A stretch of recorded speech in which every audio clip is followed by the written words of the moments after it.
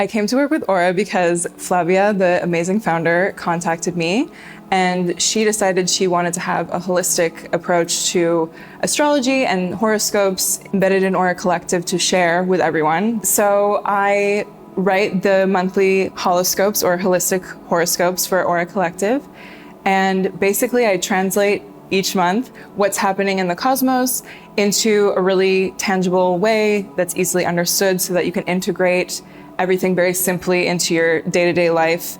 Things to think about, themes to focus on, because with astrology over a given month, things are going to hit different houses of your chart. So telling you what those are, what areas to focus on, giving you tips to help you every day of that month. I really, truly believe that holistic health is health, period. I think any discussion of health that's not from a holistic perspective doesn't always get to the root of things, and I've experienced that personally, dealing with some mental health things in my 20s, and it took me a while, but I slowly found my way and realized that things need to be looked at from all different angles. And once I really found ways to eat and consume food and move, but then also just be in the world and remember that I'm more than just a physical body. Once those three came together, that's when I actually felt shifts, and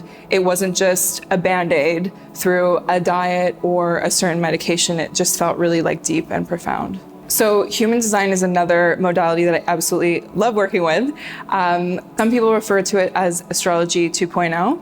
And I always think of it as, whereas astrology is a lot about your personality and it's one version of a blueprint of your soul, human design is more about your energy and how we're meant to show up in the world energetically. It helped me so much with burnout and figuring out how not to burn out. So that's why I love sharing it with people. That's why I studied it so in depth. But basically, it was a system that was developed in 1987. It was channeled by a man that at that time went by Ra Aruhu, and he channeled this information from someone called The Voice. And it's a combination of Western astrology, the I Ching, Kabbalah, and also the Vedic system. So the chakras are involved in human design.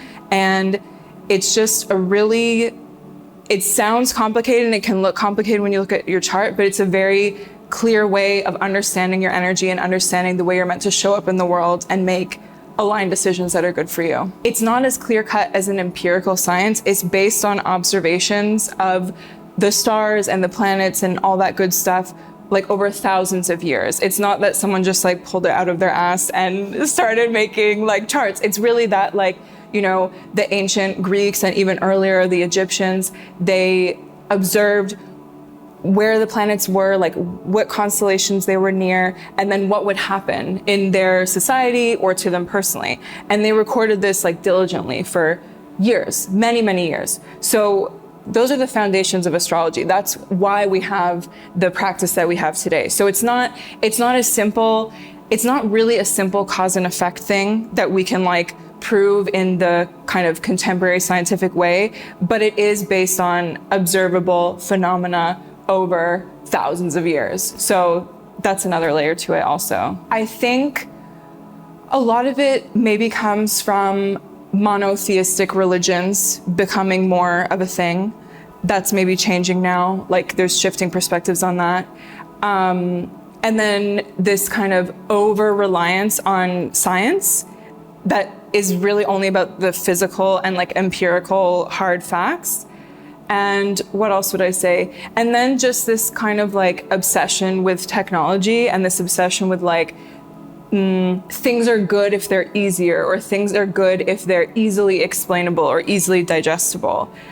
Astrology is something that's not necessarily easily digestible, or it's not just about reading the books and knowing everything. It does require some intuition, and I think not all astrologers, but probably many, do receive certain downloads about things. It's not always about just memorizing the facts when it comes to astrology. And I think in general, many of us are so disconnected from nature, because of things like technology and all this exciting stuff, that we aren't in tune with our bodies, aren't in tune with nature, and so that kind of has a ripple effect. So how could we trust, you know, something that's about the macrocosm of nature if we can't even trust like the microcosm of nature on a daily basis, if we can't trust the signals our bodies are giving us, if we're relying on an app for that, or if we're relying on, you know, something else technologically, instead of just trusting our own intuition and signals. Sometimes, you know, when I see certain health advice about certain diets or certain foods, whatever, even, you know, going from that health angle, it's like, you need to see how it applies to yourself. Like, kale isn't necessarily good for everyone, you know, things like this. So yeah, switching gears, astrology is just another way of knowing yourself better. So one way of knowing yourself better is knowing whether or not kale is good for you. Another way is learning about your natal chart and seeing, like, you know, kind of what your gifts are in this lifetime, how you're likely to approach certain things, what you need for emotional security, your destiny in this lifetime, things like that. It's stuff that can really help you, because a lot of people, when I'm reading their charts or when they're getting more into astrology, they intuitively know where they're supposed to go. You know, they intuitively know what they're supposed to do, but they go against themselves. And the going against themselves often has to do with them not being in touch with themselves, with nature. Yeah, and another thing I will say about astrology is it really honors different cycles of life, right? In a very simple way, we have the changing of the seasons, which align with the start of certain astrological seasons. We have the lunar cycle every month, and these are all cycles that we as humans need to honor, and hopefully will more and more. It's basically just a result of years of trying to figure out, like, what actually worked for me, what helped me discover myself, feel better about myself, and trust the path that I'm on. And, you know, a few of those tools have been tarot, astrology, and human design. So I work with people, you know, over a given period of time, using those tools with the input of their goals and what they're working on.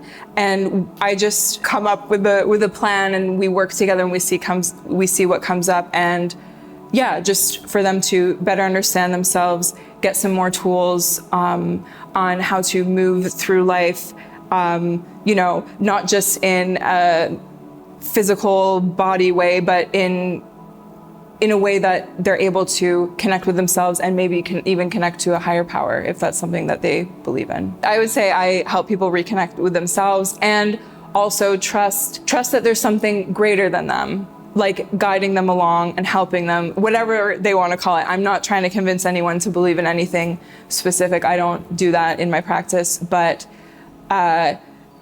I do believe there is something greater guiding us all. And so that's very important in the way I work with people.